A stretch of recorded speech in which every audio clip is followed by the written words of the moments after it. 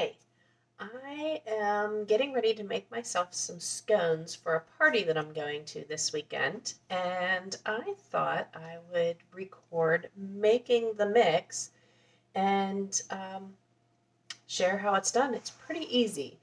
I'm going to say I am not a baker, so what you see me do might be wrong, but it's what I've been doing and it seems to work for me. So this is a pretty good example of somebody that really doesn't bake can make these. They're not too bad. Normally I make these with either blueberries in or even strawberries, but the last couple times I've had my fruit, they've been not so good. So today I am going to make it. This is our scone mix, Tanya's Perfect Scone Mix from Sipology. This is what I'm going to be using.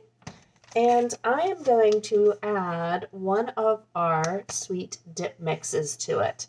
And this one is a special for the fall and winter catalog, Chocolate Brownie Sweet Dip Mix. So it does have instructions on the back on how to add it to a batch of scone mix, make a cheese ball with it, or just make a dip with it. And there is even a recipe on here for seasoning and topper to use on cakes, muffins, and anything else that you would like to use it on. Or ice pops. Chocolate ice pops. That might be next on my list to try to make. But I'm going to use this with our scone mix today to make chocolate flavored scone mix, chocolate brownie scone mix. So I'm going to go ahead and open these up, and we can get started making up everything today. So everything you need in the way of ingredients is listed on the back of the scone mix, and how to make it. Everything is listed back here.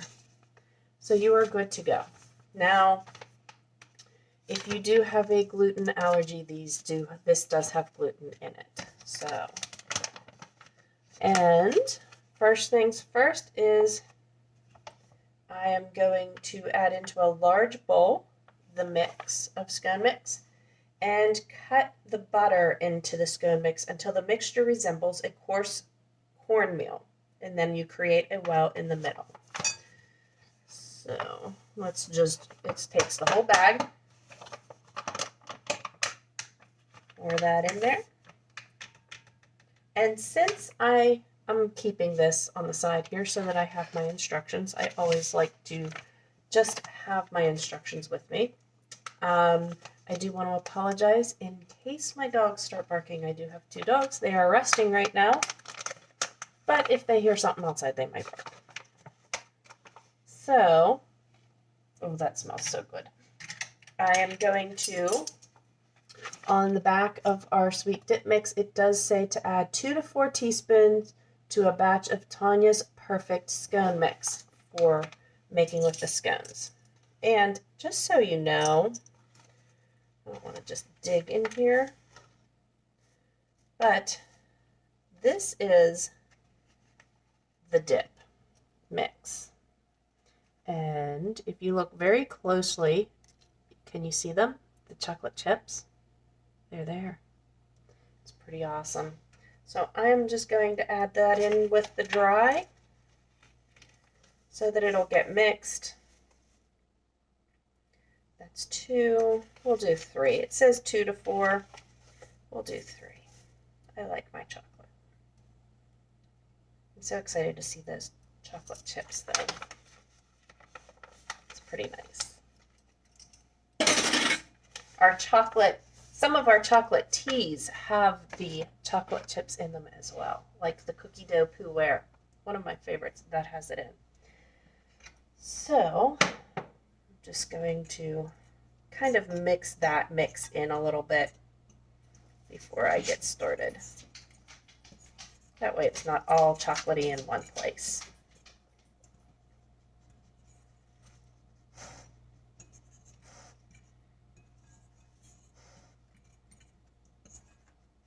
Hi, Arrow. I don't know if you can see, yeah, you can see his nose. Yeah, that's Arrow. So the butter that we're going to cut in is 4 teaspoons cold butter. And this is cold. I just pulled it out of the fridge right before I started and cut off the 4 teaspoons. I'm going to cut this. I cut it up into chunks when I put it in. Kind of helps make it a little easier for me to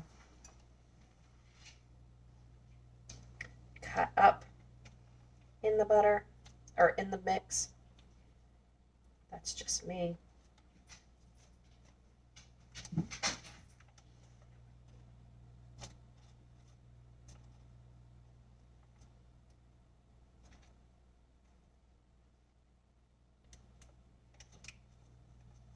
I did make my tea this morning. I do have green tea, one of our winter specials as well. It is winter mint. I think it was one of the teas that I actually started on years ago with Sipology. I went back when I had started with Sipology just as a customer. I had gotten invited to a friend's party. It was the first time I had ever been to it. And I didn't know what I was getting into. Here, years later, I am a sipologist. But I didn't know anything about Sipology tea at the time.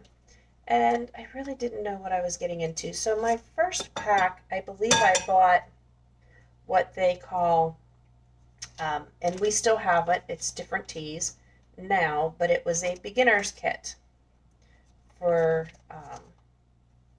and it came with a cup and an infuser and 2 teas. So I got that. And I believe one of the teas was winter mint, and the other one is the tea that pretty much launched the company for Tanya, the owner, Earl Grey, Della Cream. So those were my first 2 teas that I started with, and I fell in love with them. And I'm still drinking them. But I remember winter mint was really nice. I really liked that it had a little bit of a minty to it. I like mint, especially in the wintertime. It really does seem to help with my sinuses. With the dry heat, mint just really does help a lot for me. And so that was one of the first teas that I had started with. I didn't realize that. I knew Earl Grey was. I couldn't remember what the other one was. I was actually thinking it was Peppy Peppermint. But way back then, I didn't have much money to keep buying. So when I used up those teas, I kept the bags so that I wouldn't forget about Sipology. You know, the kid was young, he was doing football, he was doing all sorts of stuff. So my money was tied up elsewhere back then. So I kept the bags because I fell in love with the teas. I couldn't believe how delicious they were, and I didn't want to forget. So I have moved them around, not really paying attention to the bag, the back that tells me what the bag was. Just I wanted to remember the company. And I found the bags, I don't know when it was. I had found them a couple months back now. Probably, it might even be, let's see, this is September. So probably in January or so, I had found the bags again. And I actually flipped them over to look, and Earl Grey Della Cream was one of them. And I found that the other one was the winter mint. I was really surprised. I didn't realize that's what it was, but it was. So that was a green tea. But those were the 2 teas that launched me into Sipology. And at that time, my friend had an in-home party, so I was able to taste the teas before I bought them, which was really nice. I mean, I really enjoy the online parties, and I can understand how some people want to try the teas before they buy them. So I understand only buying one bag or two and then coming back later and getting more. And I do recommend buying a flavor that you think you like. That really helps. So many different flavors, so many different tastes. It's really amazing and overwhelming and a crazy, like how many amazing tastes and flavors there are. Okay, so I think I've got all the butter cut up in here.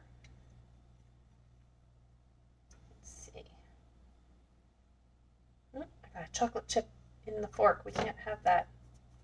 Needs to be in there. All right, so I am going to make a well in the center as it said.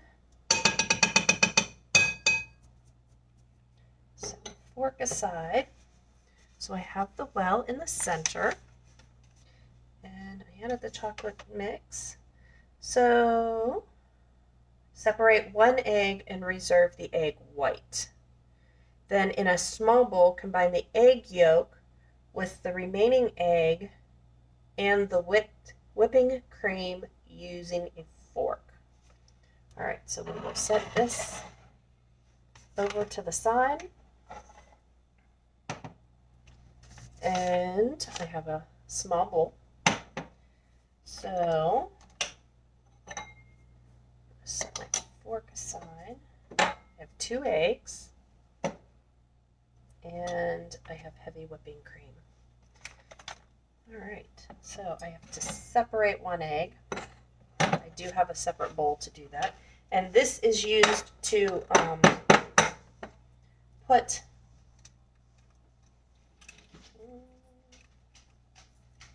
on top of your scone before you put it in the oven to make a nice glaze on top. All right, so I am going to put the one egg. Move your nose. And the other egg.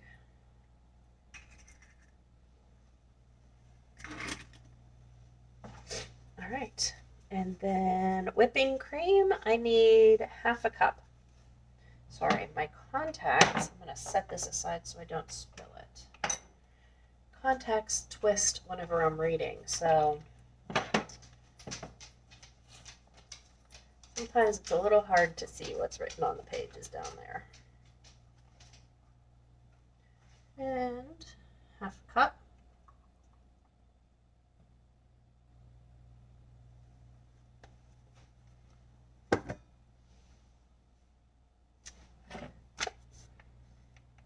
In a small bowl, combine egg yolk and the remaining egg and whipping cream using a fork. So, there is the whipping cream.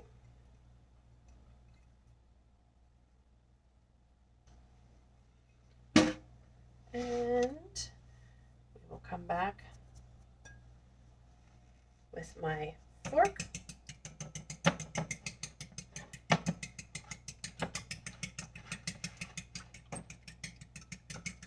Mix that.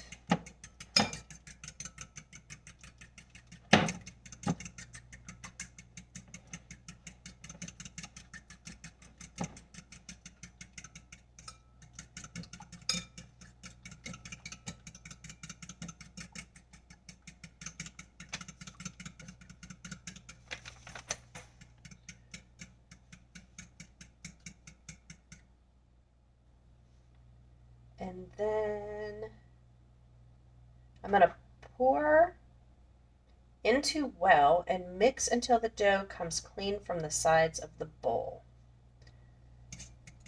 All right.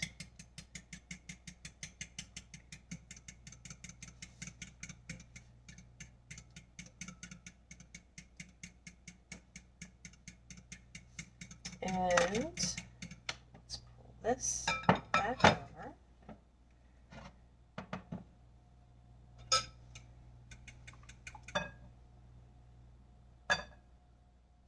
Pour that down into the well.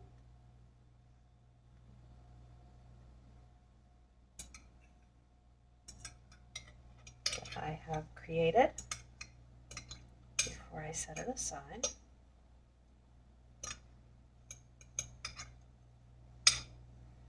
There we go. Set that in the sink for now. And then mix until the dough comes clean from the sides of the bowl. So we will just start mixing in this powder, and it will thicken.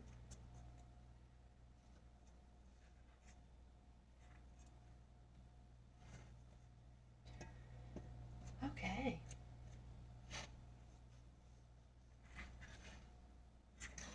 So I am hoping that my dogs stay quiet. They've been doing pretty good. Usually by now they're in bed.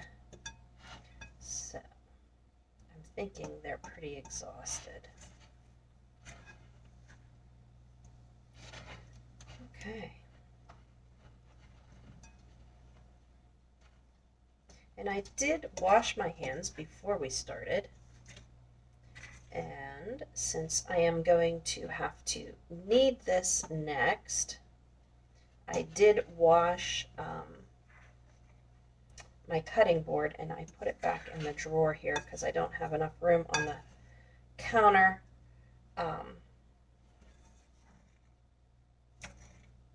for everything all at once. So I am going to pull out over there my cutting board, and this is what I'm going to knead everything on.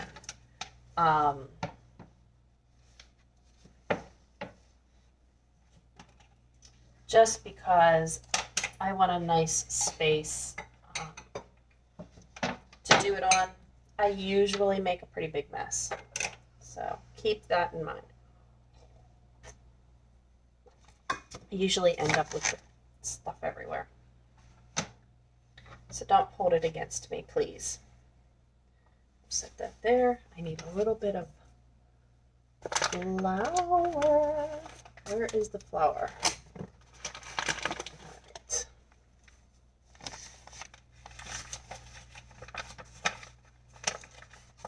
So it says to add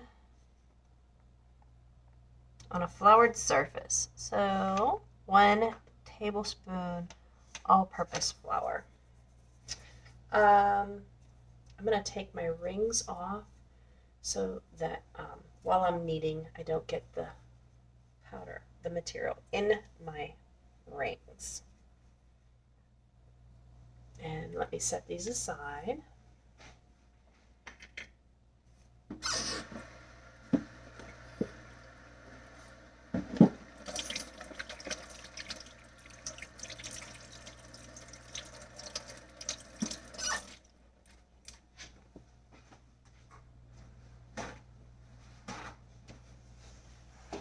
And I did wash my hands again, just because I did.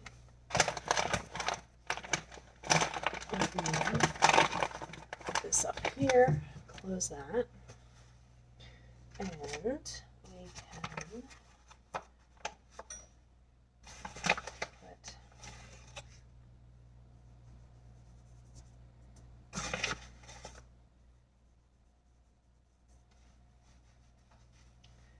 flour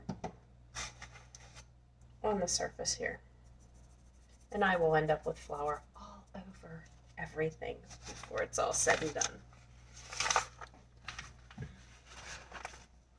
I really do. I don't know how anybody can stay clean when they cook. So I am still working on this. There's still a little bit of powder in here. As you can see, it's doing pretty good. Just want to make sure I get all the powder.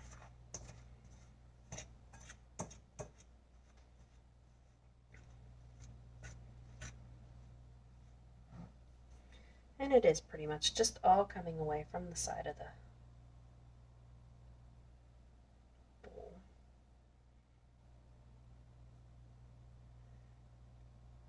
So I'm going to do my best, because now it says to knead on a lightly floured surface until dough forms a ball. Roll dough into a 1/2 inch round and cut into 12 pieces. So I got this all off of my fork. Set the fork back there. And I'm going to set my oven at 400. Actually, I'm going to leave that because just in case I have to turn the fan on when I do my oven, because we make pizzas in our oven, and by doing that it makes the fire alarms go off. So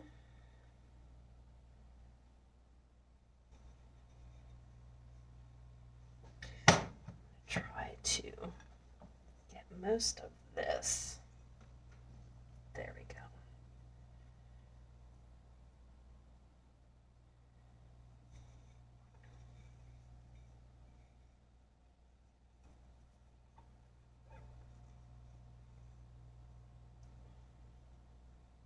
Okay. So knead this into a ball. Oh boy, that's me. It's me, buddy. It's the stove. By pushing on the stove, it made like a knocking noise. So there goes Arrow thinking somebody's here. Poppers! All right.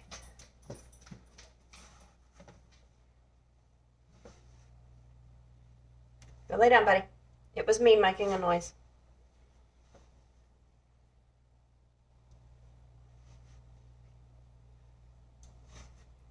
This is coming along nicely.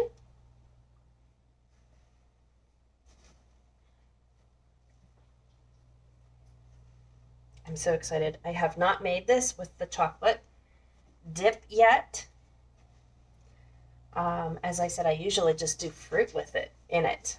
And this would be when I would add the fruit, is when I'm kneading it. I would add the fruit in and knead it around. And I know it says to roll out. I do not have a rolling pin. So I am just going to flatten it out as best I can.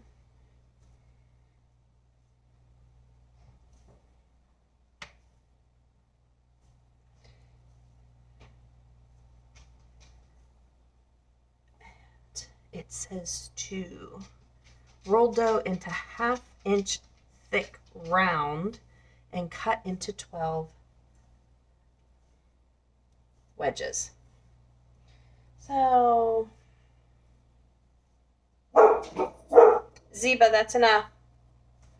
It's not exactly round per se, but it's close enough. And smells delicious. I love the smell of this chocolate mix. Smells great. And I love seeing all the chocolate chips in here. You can actually see them. Okay, I'm going to wash off my hands a little bit here so I can use my knife.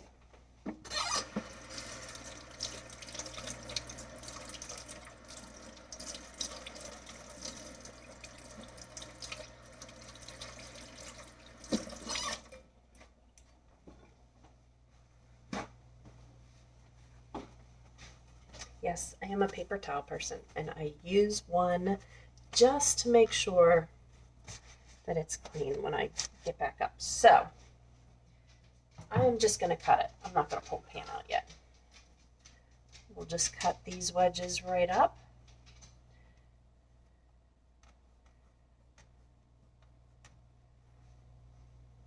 And I just cut it. I kind of do like the pizza kind of cut type thing and work from there. Because it's not exactly round.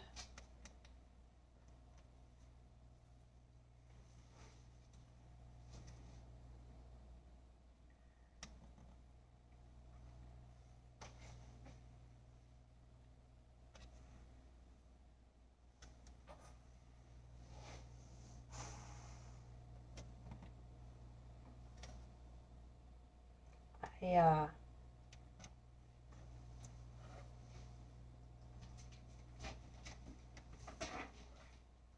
can hear the chips crunching as I'm cutting. I like it. I'm so excited that the chocolate's in here. I'm a chocolate fan. So, get this all trimmed up. And then, next on the list,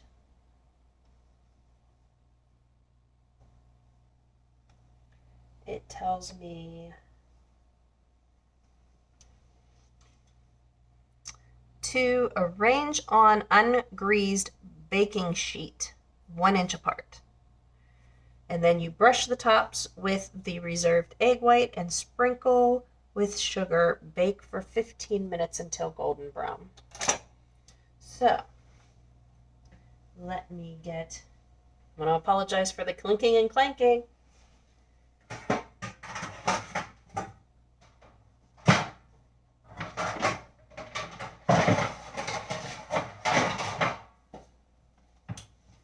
An ungreased baking sheet that is well used and loved for sure. And I'm going to move this bowl out of the way into the sink.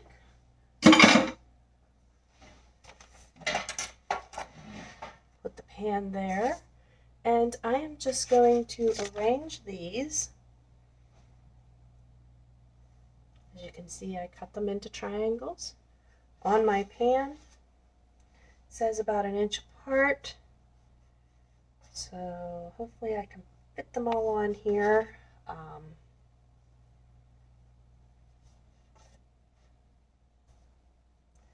And not have to use a second pan. Sometimes I put them on a second pan so that I don't have them all crammed together. But we shall see.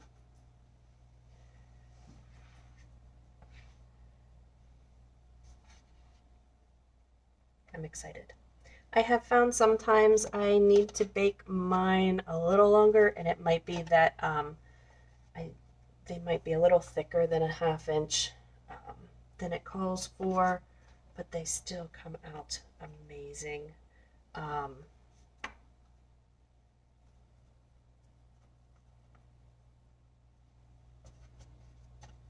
Oh, I am really close. I might be able to make it all on one sheet.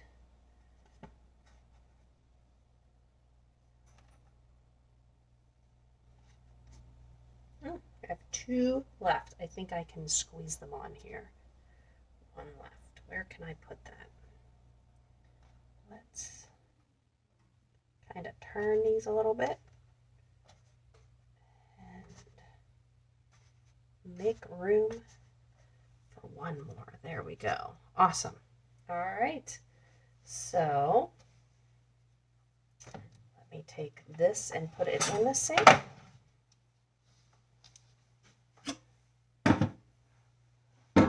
I will wash that up now that it's out of the way. And there they are on the pan. I do not have a brush to brush my egg yolk or my egg white on. Again, like I had said, I am really not that much of a baker. So I am just going to use a spatula to scoop and kind of just glisten the tops. Oops. See, I told you I'm not much of a baker. There goes a bunch of egg white. Just to glisten over the top a little bit. And I did it again. Ah! Okay, guys, seriously, I am not lying when I say I am not a baker. Can you tell? So much. Spoon here. Let me use this spoon. And just kind of glisten over the tops with what has fallen out.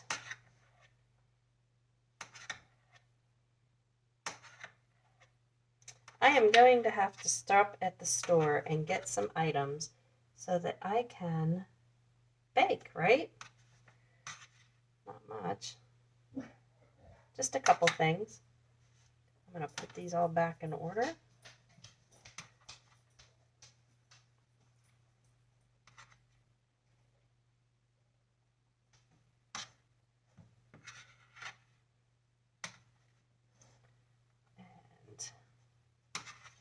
put these.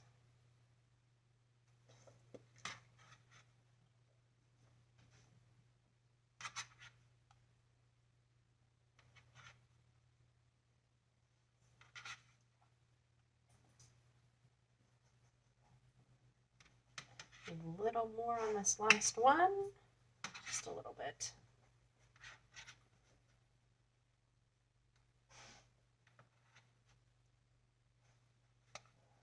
There we go.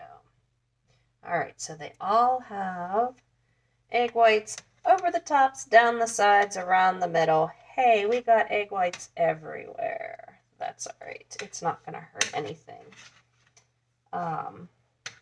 Separating out these so they're not all too close. Move this over, and I'm going to grab a spoon so that I can put some sugar on.